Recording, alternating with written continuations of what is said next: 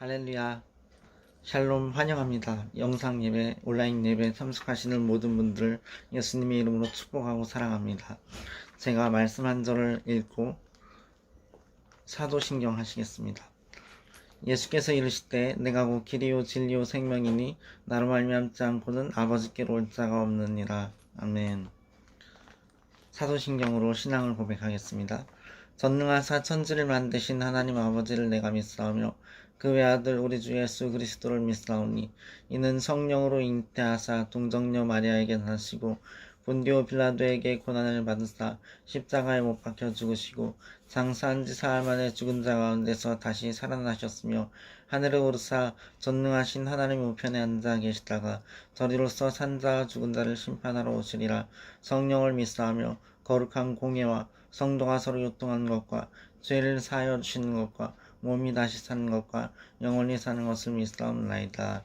아멘. 516장 찬양하겠습니다. 옳은 길 따라 의의 길을 세계 만민의 참된 길, 이 길 따라서 살기를 온 세계에 전하세. 만 백성이 나갈 길, 어두운 밤 지나고 동튼다. 환한 빛 보아라 저 빛. 주 예수의 나라 이 땅에 곧 오겠네. 주 예수 따르라 승리의 주. 세계 만민이 나갈 길과 진리요 참 생명. 내 창검을 부수고 다 따르라 화평왕. 어두운 밤 지나고 동뜬다. 환한 빛 보아라 저 빛. 주 예수의 나라 이 땅에 곧 오겠네. 놀라운 이 소식 알리어라. 세계 만민을 구하려 내 주 예수를 보내신 참 사랑의 하나님. 만 백성이 따를 길, 어두운 밤 지나고 동튼다. 환한 빛 보아라 저 빛. 주 예수의 나라 이 땅에 곧 오겠네.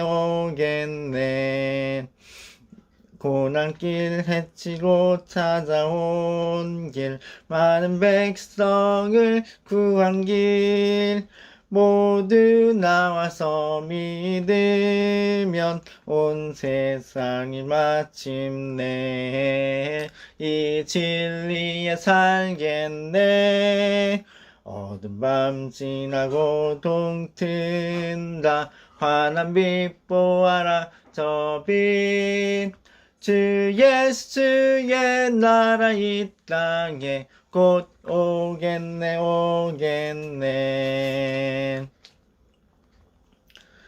528장 부르겠습니다. 예수가 우리를 부르는 소리, 금성 부드러워. 문 앞에 나와서 사면을 보며 우리를 기다리네. 오라 오라 방황치 말고 오라. 죄 있는 자들아 이리로라. 주 예수 앞에 오라. 간절히 오라고 부르실 때에 우리는 지체하랴. 주님의 은혜를 왜 아니 받고 못 것들은 체하려나. 오라 오라 방황치 말고 오라. 죄 있는 자들아 이리로 오라. 주 예수 앞에 오라. 세월이 살같이 빠르게 지나 쾌락이 끝이 나고 사망의 그늘이 너와 내 앞에 둘리며 가리우네. 오라 오라 방황치 말고 오라. 죄 있는 자들아 이리로 오라. 주 예수 앞에 오라. 우리를 위하여 예비해 두신 영원한 집이 있어. 죄 많은 세상을 떠나게 될 때 영접해 주시겠네. 오라 오라 방황치 말고 오라. 죄 있는 자들아 이리로 오라. 주 예수 앞에 오라.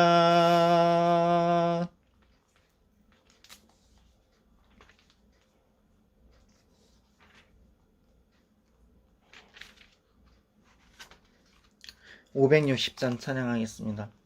주의 발자취를 따름이 어찌 즐거운 일 아닌가. 맘의 맑은 하늘 열리고 밝은 빛이 비친다. 발자취를 따라가자 기쁜 마음으로. 발자취를 따라가자 찬송하며 즐겁게. 주의 발자취를 따름이 어찌 행복한 일 아닌가. 맘에 악한 생각 사라져 밝은 마음 싹 든다. 발자취를 따라가자 기쁜 마음으로. 발자취를 따라가자 찬송하며 즐겁게. 주의 발자취를 따름이 어찌 든든한 일 아닌가. 맘의 두려움은 사라져 새로운 힘 솟는다. 발자취를 따라가자 기쁜 마음으로. 발자취를 따라가자 찬송하며 즐겁게. 아멘. 595장 찬양하겠습니다. 나 맡은 본분은 구주를 높이고 문 영혼 구원 얻도록 잘 인도함이라. 부르심 받들어 내 형제 섬기며 구주의 뜻을 따라서 내 정성 다하리. 주 앞에 모든 일 잘 행케 하시며 이후에 주님 배울 때 상 받게 하소서. 나 항상 깨어서 늘 기도드리며 내 믿음 변치 않도록 날 도와주소서. 아멘.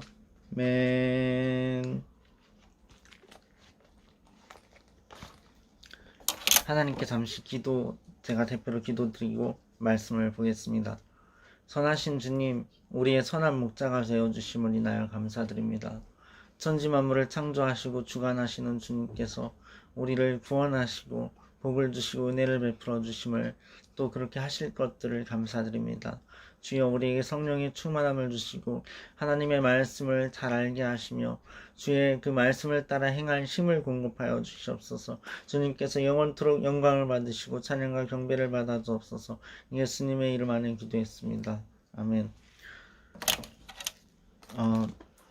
오늘 제가 말씀해 드릴 말씀의 제목은 개신교 입장에서 설명하는 가톨릭, 또는 교회 입장으로 설명하는 성당, 이것입니다. 먼저 로마서 5장 17절부터 19절을 읽어드리겠습니다. 한 사람의 범죄로 말미암아 사망이 그 한 사람을 통하여 왕노릇하였은즉 더욱 은혜와 의의 선물을 넘치게 받는 자들은 한 분 예수 그리스도를 통하여 생명 안에서 왕노릇하리로다. 그런즉 한 범죄로 많은 사람이 정죄에 이른 것 같이 한 의로운 행위로 말미암아 많은 사람이 의롭다 하심을 받아 생명에 이르렀느니라. 한 사람이 순종하지 아니함으로 많은 사람이 죄인 된 것 같이 한 사람이 순종하심으로 많은 사람이 의인이 되리라. 아멘.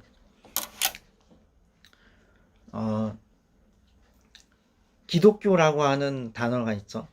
이거를 우리나라에서는 보통 개신교, 교회를 지칭할 때 기독교다 이렇게 얘기를 하는데, 사실 가톨릭과 개신교가 공통적으로 기독교라고 불려지는 거에 맞습니다. 이게 옳은 그 단어거든요. 단어 해설이고. 그래서 옛적부터 초대교회로부터 쭉 이어져 내려왔던 가톨릭 중세에, 그리고 그 1600년대, 1500년대에 갈라져 나온 성경으로 돌아가자라는 운동으로 갈라져 나온 것이 이제 새롭게 열었다. 그래서 개신교 이렇게 말하죠. 그래서 개신교 하면 교회이고 가톨릭 하면 성당이고, 이 두 가지를 함께 부를 때 기독교라고 말하는데, 이제 기독이라는 단어가 예수 그리스도, 이거를 한문으로 이렇게 좀 이렇게 변형을 시킨 거죠. 그리스도교, 기독교 이렇게 되는 겁니다. 그렇다면 우리는 무엇을 신앙하느냐? 그리스도를 신앙하는 거죠. 그리스도의 십자가에 달려 죽으심과 부활하심으로 말미암은 대속의 은혜, 구원의 은혜를 믿는 거고, 그것만이 유일한 천국 가는 길임을 믿는 거죠. 그것만이 영원하신 하나님께 이르는 길임을 믿는 것입니다. 오늘 본문을 보시면 한 사람의 범죄로 많은 사람에게 사망이 왕노릇했대요. 이게 누굴 의미하냐면 아담을 뜻하는 겁니다. 첫 사람 아담. 하나님께서 에덴 동산을 창설하시고 천지를 창조하셔서 모든 것들을 다 아담에게 주셨어요. 관리하라고. 아담은 다 이름을 짓고 그 가운데 부족함이 없었습니다. 동산 나무의 모든 실과를 먹을 수 있었는데, 그 모든 과일 가운데 딱 하나만 먹지 말라고 했는데 선과 악을 알게 하는 나무의 열매였어요. 근데 그 선악과를 먹었죠. 그래서 사람에게 죄가 들어왔고, 이제 태어날 때부터 사람은 그 죄성을 지닌, 원죄를 지닌 죄인으로 태어나는 거예요. 그래서 모두가 그 죄값으로 인하여 사망을 당하고 불지옥에서 영원히 고통받게 되는데, 그것을 둘째 사람이라고 말할 수 있는, 둘째 아담이라고 말할 수 있는 예수께서 2000년 전에 하나님의 아들이신 예수께서 오셔서 그 죄값을 다 치르심으로 우리를 구원하셨다라는 것이죠. 갈라디아서 2장 21절에 보면 이렇게 써 있습니다. 내가 하나님의 은혜를 패하지 아니하노니 만일 의롭게 되는 것이 율법으로 말미암으면 그리스도께서 헛되이 죽으셨느니라.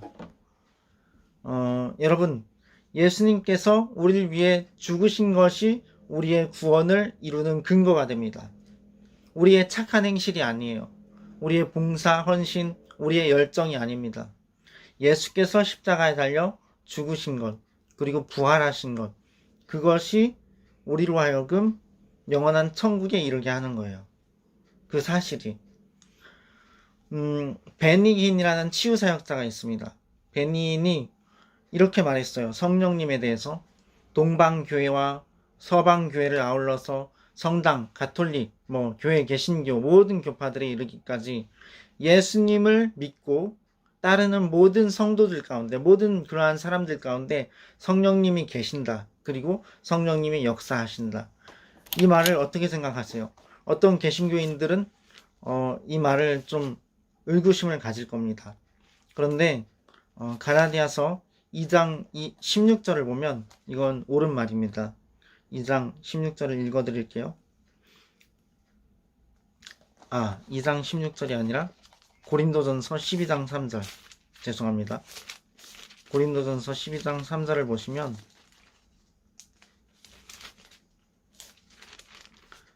그러므로 내가 너희에게 알레노니 하나님의 영으로 말하는 자는 누구든지 예수를 저주할 자라 하지 아니하고 또 성령으로 아니하고는 누구든지 예수를 주시라 할 수 없느니라. 하나님의 성령이 계시기 때문에 예수님을 주님이십니다 라고 고백할 수 있는 거예요. 그러니까 동방교회나 서방교회나 가톨릭이나 개신교나 모든 교파들이 예수님을 주인이라고 고백하고 있죠. 예수님 나의 주이십니다. 예수님 나의 구주이십니다. 이게 신앙 고백의 핵심이고 그 토대란 말이죠. 그러므로 성령님께서 계신 거예요. 예수를 주시라 할 수 없거든요. 성령님이 안 계시면. 근데 성령님께서 그렇게 하시는 거예요. 예수님이 주이십니다 라고 고백하도록.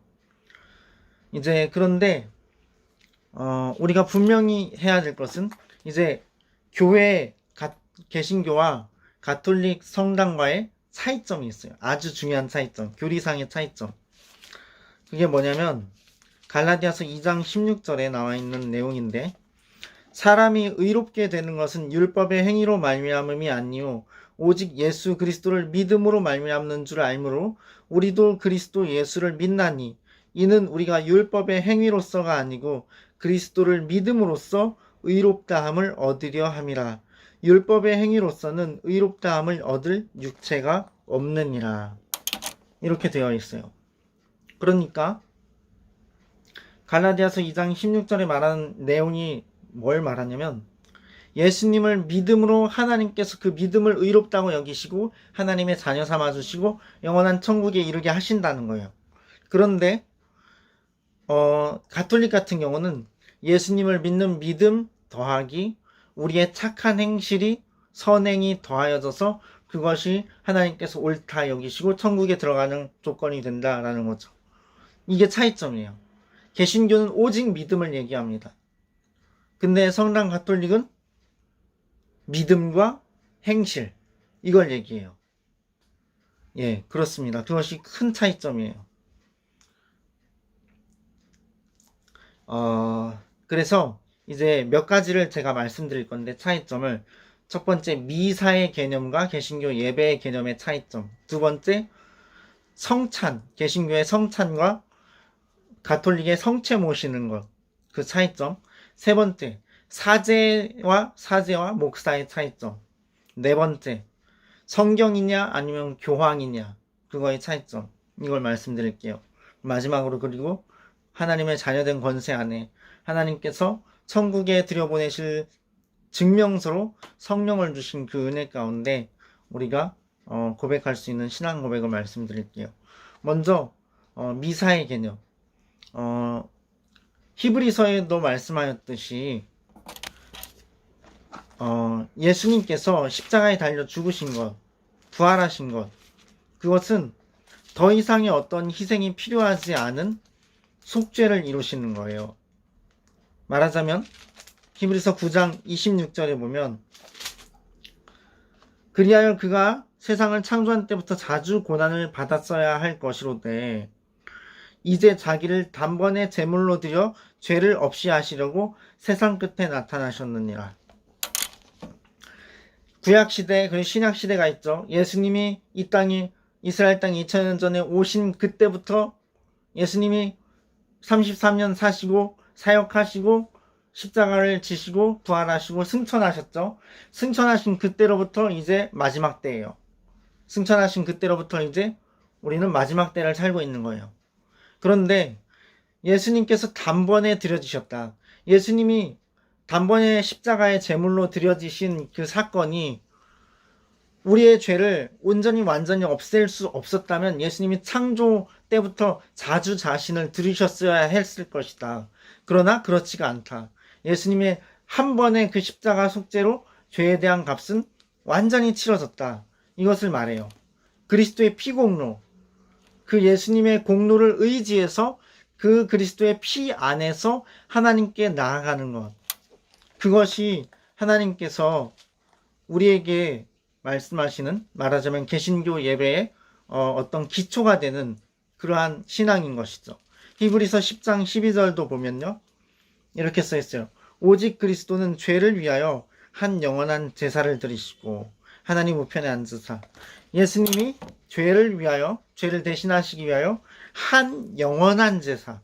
그러니까 예수님의 십자가 공로는 영원한 공로라는 거예요. 그리고 그분은 우리의 죄를 사하여 주셨고, 그리고 하나님 오른편에 앉아 계신다. 우리를 위하여 중보기도 해주고 계신다라는 것이죠. 그런데 미사의 개념은 좀 달라요.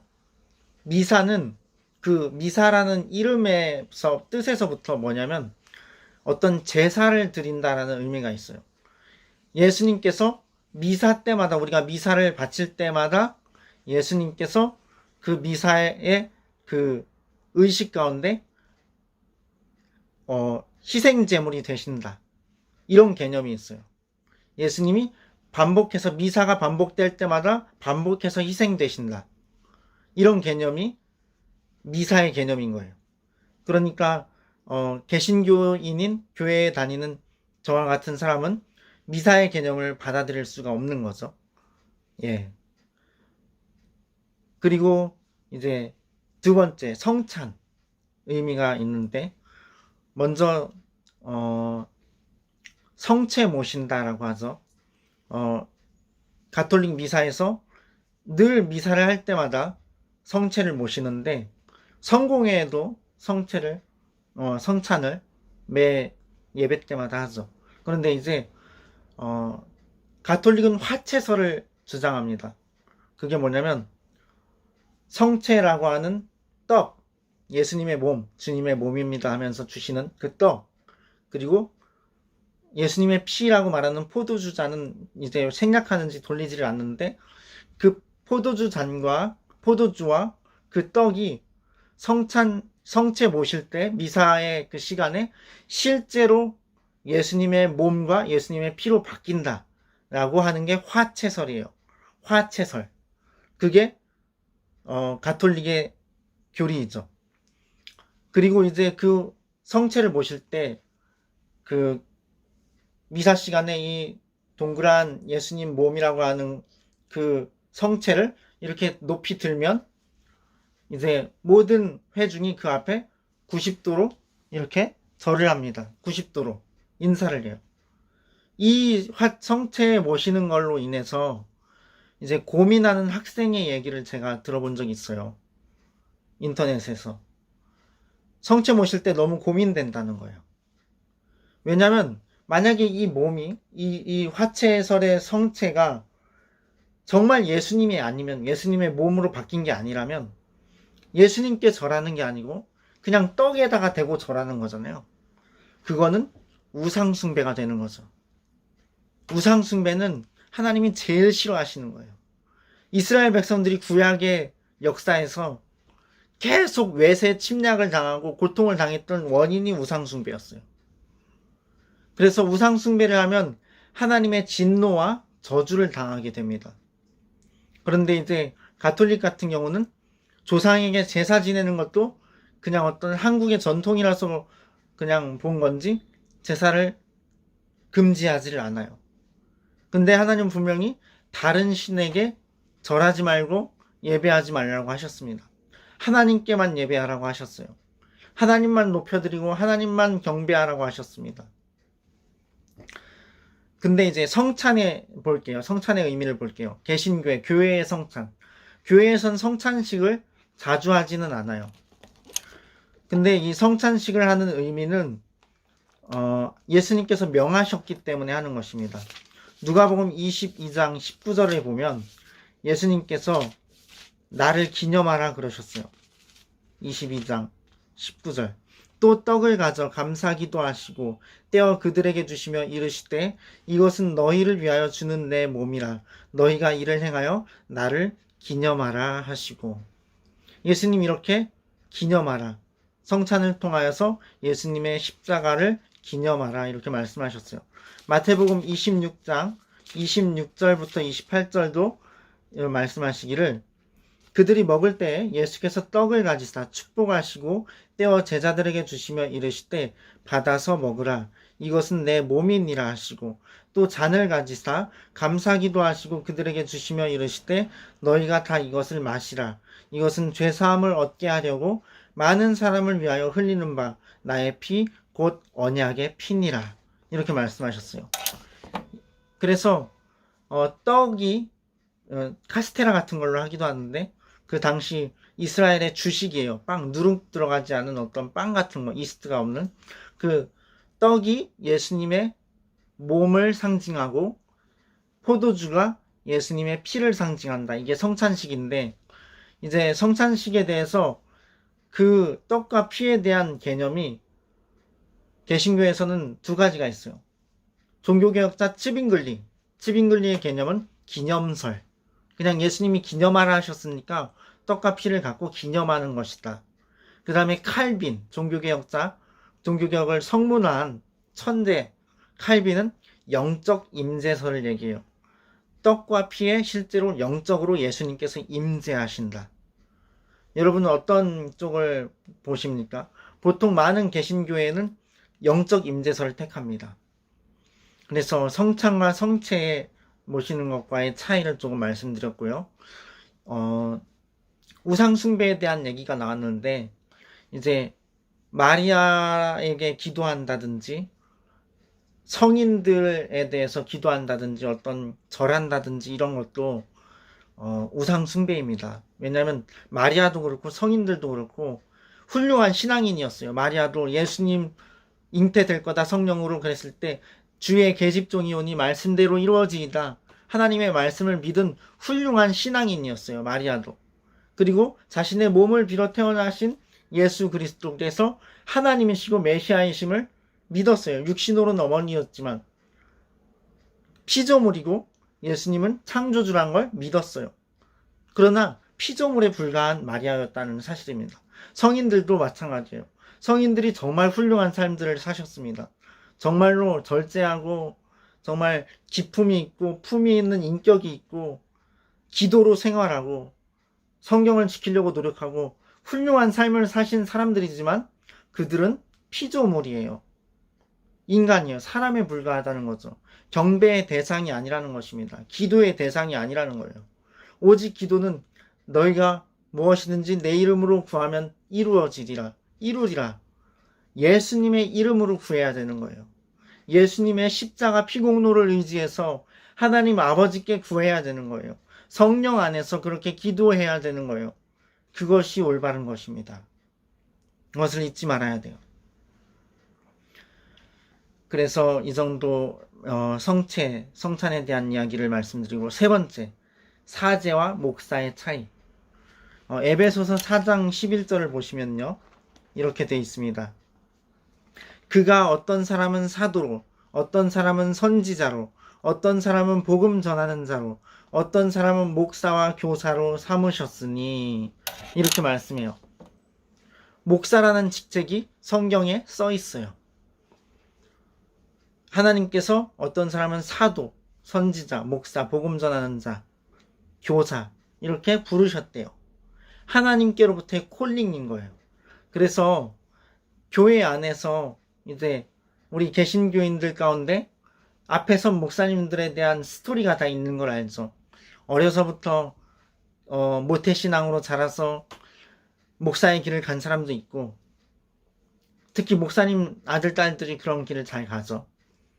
아니면 또 예수님을 뒤늦게 믿고 예수님의 부르심을 받아서 성령님의 부르심으로 목사가 된 사람들도 있고 여러 가지 스토리들이 많아요. 목사님 돼야 되는데 막 자기가 거부하고 거절하고 그러다가 하나님께 혼나고 나서 목사님 되었다는 얘기도 많고 그렇죠?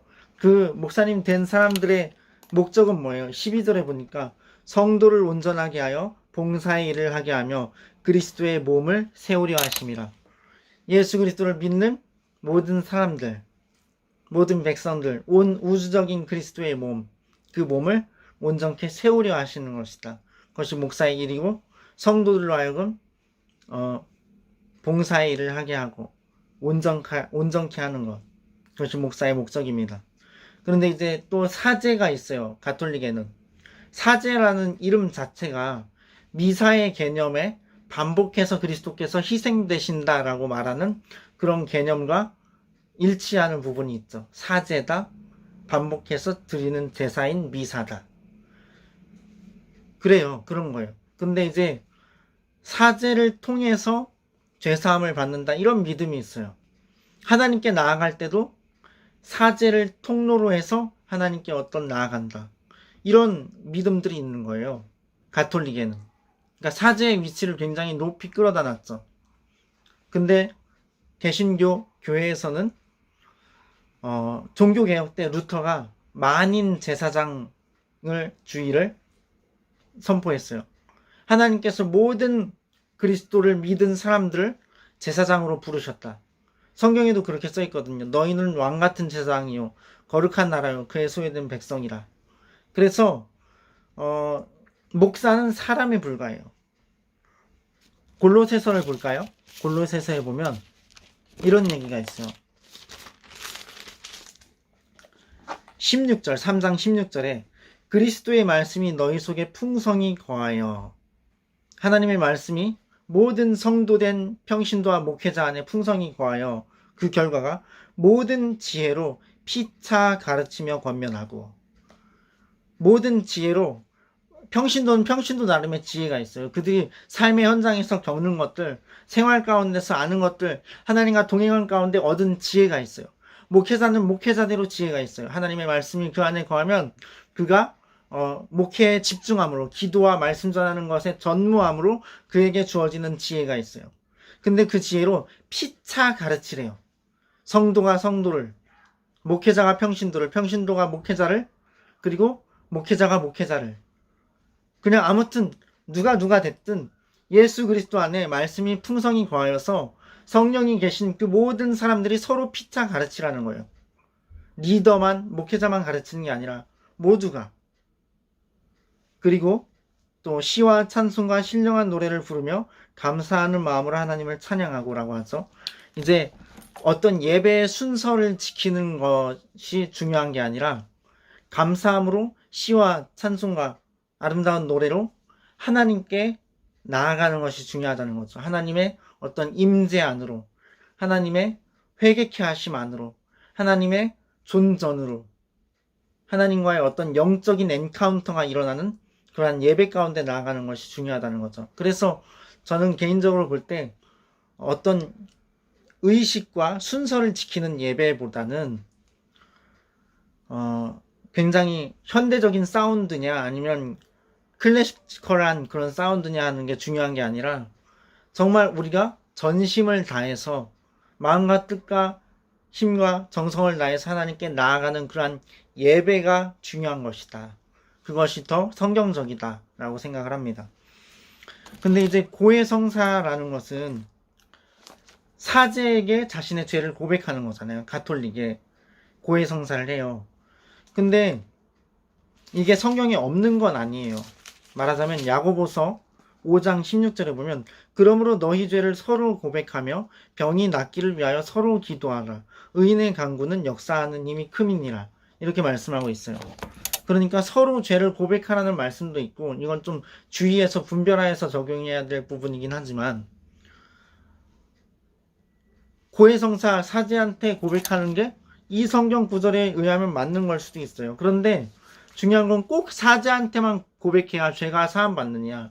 그거는 이단적인 사상이란 거예요. 하나님은 우리 자신이 성전이 되게 하셨어요. 하나님이 새 영을 부으시고 부드러운 마음을 주시고 에스겔 선지자가 예레미야 선지자가 구약에 이미 예언했듯이 요엘 선지자가 이미 예언했듯이 모든 육체에게 하나님의 영을 부어주신다고 했어요. 그리고 우리 안에서 함께 사시는 거예요. 성령님이 하나님께서.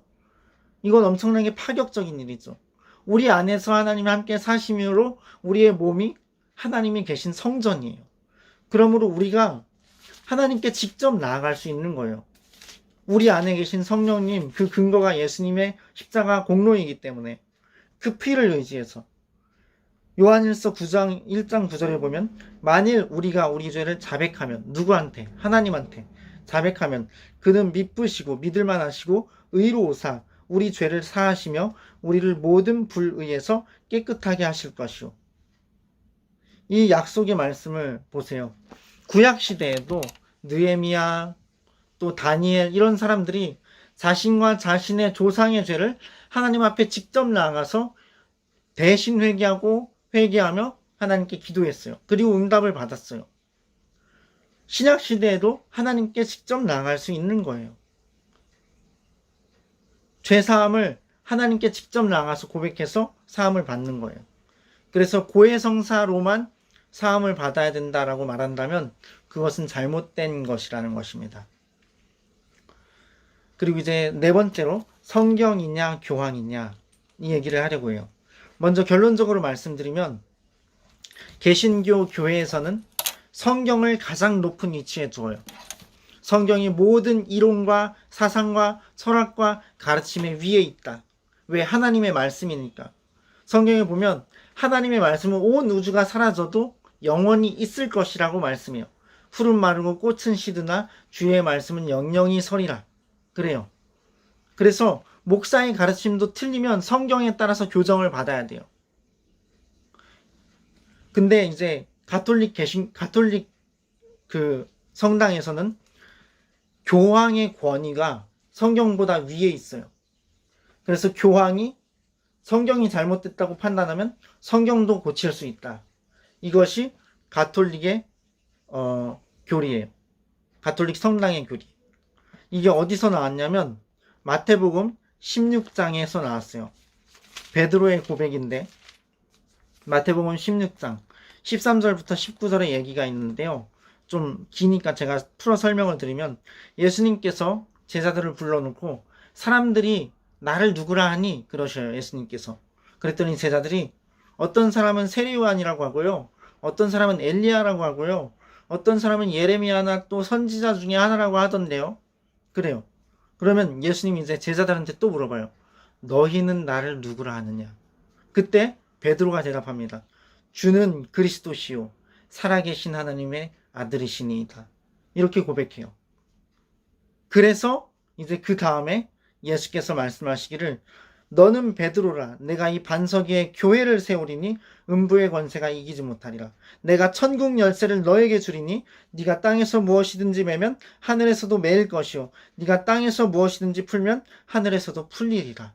이렇게 얘기를 해요. 그래서 이제 이 베드로가 1대 교황이다. 그 베드로 이후 2대 교황, 3대 교황, 4대 교황 이렇게 쭉 온 교황들의 그 반석 위에 교회, 가톨릭 교회가 세워져 있고 이것이 음부의 권세가 이기지 못하는 교회이고 그리고 천국 열쇠를 교황이 가지고 있다. 그래서 성경도 바꿀 수도 있고 이렇게 교리가 되는 거예요. 근데 이게 어폐가 있는 건 그 이후 구절들을 보면요. 지금 19절까지 봤는데 23절에 보면 예수님이 똑같은 그 베드로한테 뭐라고 말씀하시냐면 사탄아 내 뒤로 물러가라 그러셔요. 너는 나를 넘어지게 하는 자로다. 네가 하나님의 일을 생각하지 아니하고 도리어 사람의 일을 생각하는도다. 이렇게 말씀하셔요. 똑같은 베드로인데. 그럼 교황이 천국 열쇠를 가지고 교회의 반석이면서 동시에 사탄입니까? 말이 안 되는 거죠. 그러니까 예수님께서 베드로에게 천국 열쇠와 반석의 교회를 세우리라 말씀하신 이것은 그리스도에 대한 고백, 신앙의 고백 위에 교회를 세우겠다고 그리고 그 신앙의 고백을 한 사람 자체가 교회요 성전이라는 것을 말씀하신 거예요. 우리 각 사람들 성도로 부름받은 사람들이 에클레시아, 세상으로부터 하나님의 부르심을 입어서 모인 교회라는 공동체를 이룬, 그리고 우리 각자가 교회로 존재하는, 왜 교회입니까? 왜 교회이고 성도예요? 예수님이 주님이라고 고백하고 예수님이 그리스도시요 하나님의 아들이시라고 고백하면 믿기 때문에. 17절에 예수님이 이렇게 말씀하셔요. 예수께서 대답하여 이르시되 바요나 시몬아 네가 복이 있도다. 이를 네게 알게 하니는 혈육이 아니요 하늘에 계신 내 아버지시니라. 이렇게 말씀하신 거예요. 하나님께서 우리에게 믿음을 선물로 주셔서 예수님이 주인이시고 예수님이 그리스도이시고 하나님의 아들이심을 믿게 하셨다. 그 너 자체 위에 교회를 세울 테니까 음부의 권세가 이기지 못할 거다. 천국 열쇠를 너에게 줄 거다. 네가 땅에서 풀면 하늘에서 풀리고 땅에서 매면 하늘에서 매일 것이다. 이거예요. 이것이 개신교의 성경이 가장 위에 있다라는 그 고백인 거예요. 제가 잠시 말씀드리면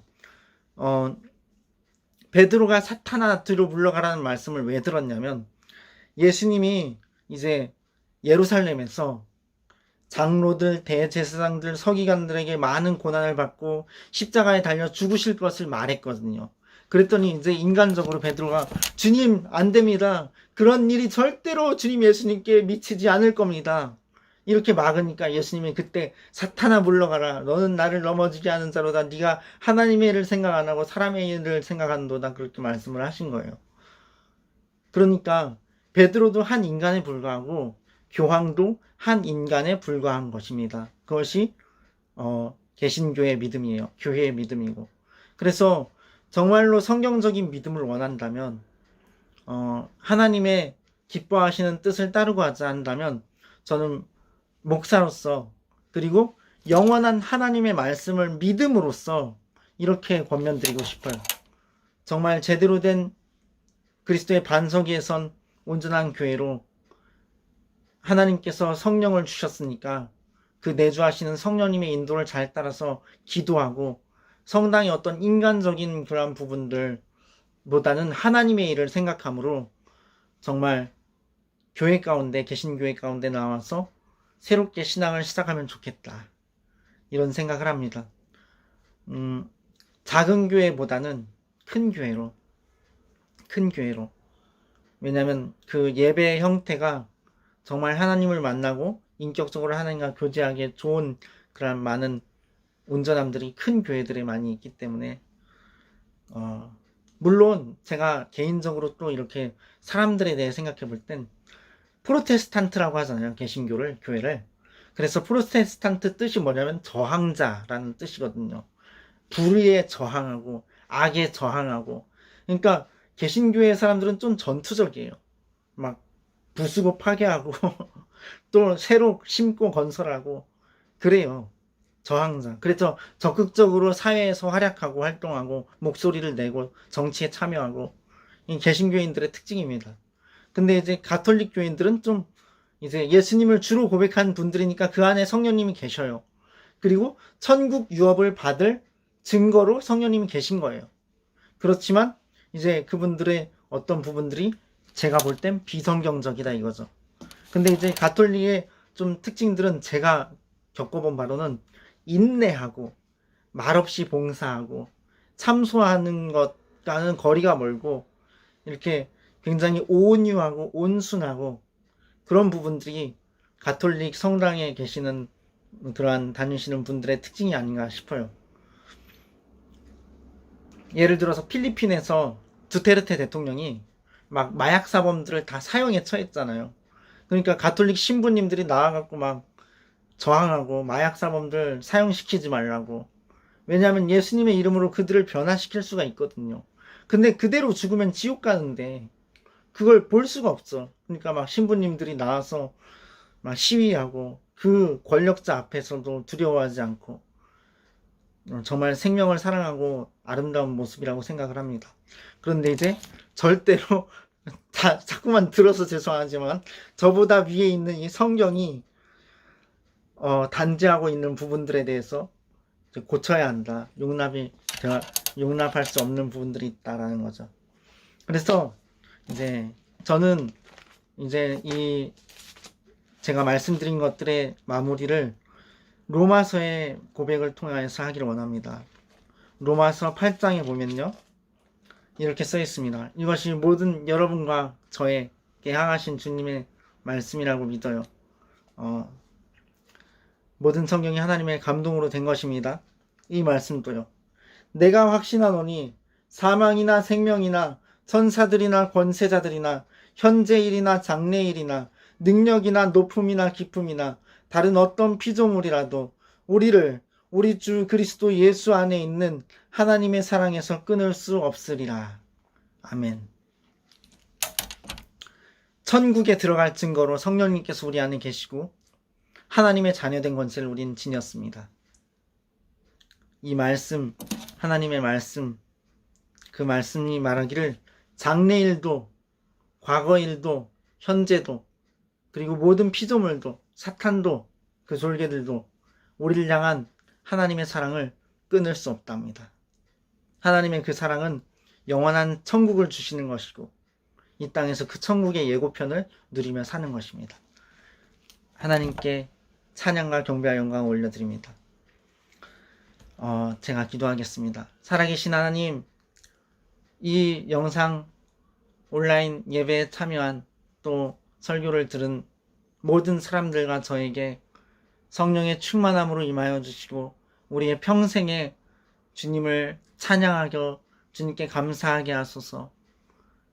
하나님의 말씀인 이 성경을 정말로 우리가 집중하고 초점을 맞춰 잘 알게 해주시고 훌륭한 신앙생활, 훌륭한 기도생활 잘할 수 있도록 주님의 부르심 가운데 하나님의 지혜로우신 한 걸음 한 걸음 인도하신 가운데 하나님 이루어 주시고 인도하여 주옵소서. 정말 영원한 천국에 썩지 아니할 양식을 위하여 일함 가운데 영원한 천국에 상급을 쌓는 현명한 인생이 되게 하여 주옵소서. 하나님을 경외하며 이웃을 사랑하는 저희가 되게 하소서. 우리 자녀 후손 대대로 하나님을 경외하고 오직 여호와만을 섬기는 복된 사람들, 가문들 되게 하옵소서. 예수님의 이름 안에 기도했습니다. 아멘. 하나님께서 우리와 우리의 관계된 모든 것을 완전케 하실 것입니다.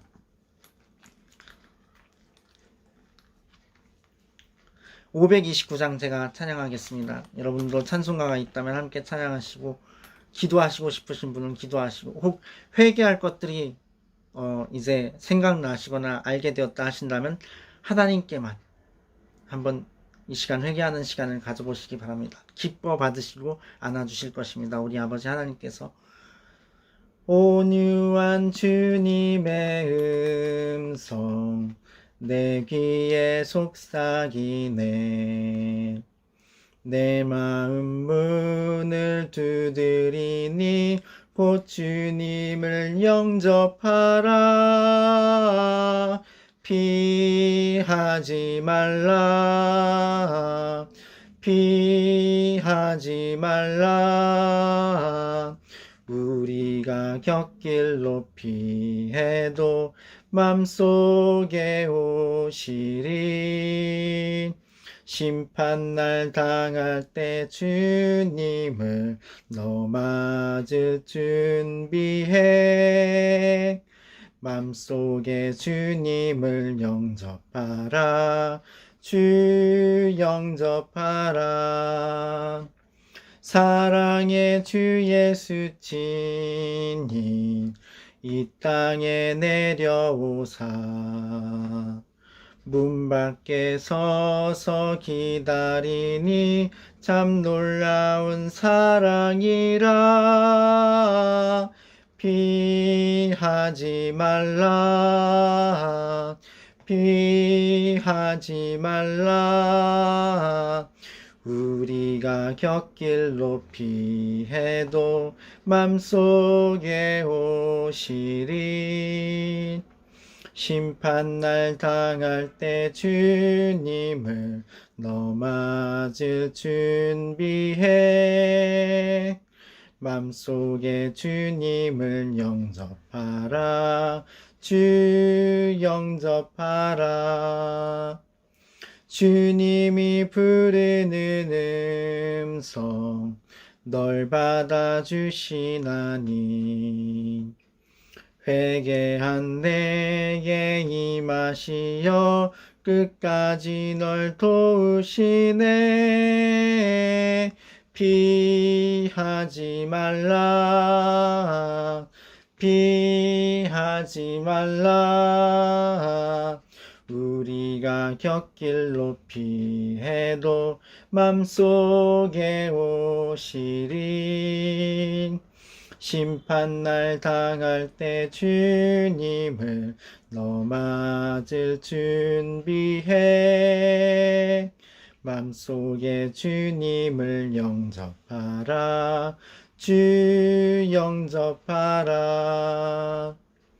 주님의 은혜를 받고 너 주를 영접하라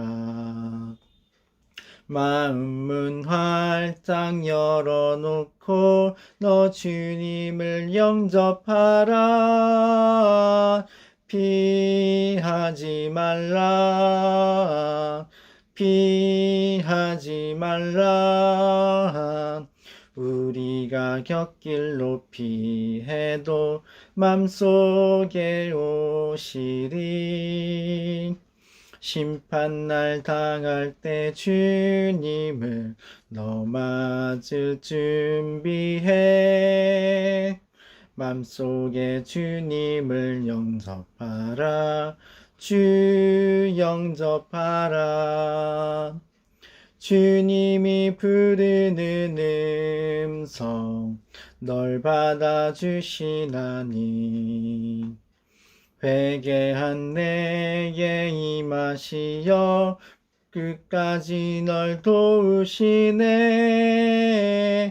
피하지 말라 피하지 말라 우리가 곁길로 피해도 맘속에 오시리 심판날 당할 때 주님을 너 맞을 준비해 맘속에 주님을 영접하라 주 영접하라